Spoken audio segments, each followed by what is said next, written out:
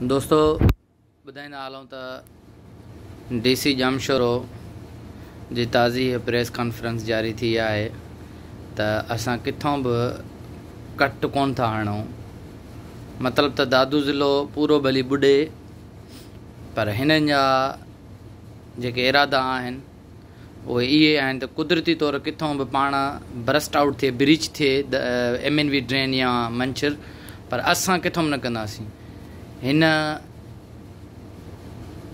वॾे महारत सां इहा ॻाल्हि कई आहे त मंछर जो पाणी दरिया न वठंदो। जेकॾहिं मंछर जो पाणी दरिया नथो वठे त पोइ अड़ल जा जेके दरवाज़ा आहिनि, अड़ल टेल जा, त उतां पाणी कीथो वठे पियो दरिया।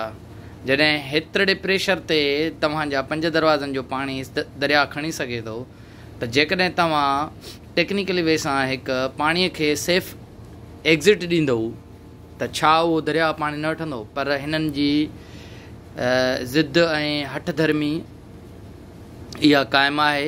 जामशोरो ज़िले जा ऑफिसर हुजनि, मुराद शाह हुजे या राह पोटरो हुजे, इहे इहो ई चाहिनि था त मंछर में अञा कैपेसिटी आहे।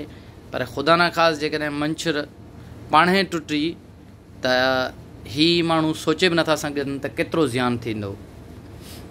मंछर हिन महिल ओवरफ्लो पई करे, हिननि खे शायदि ओवरफ्लो जी टेक्निकल टर्मिनोलॉजी जी ख़बर न आहे त इहा किथों बि टॉप तां ओवरफ्लो करे बरस्ट आउट थी ऐं फाटी पवंदी।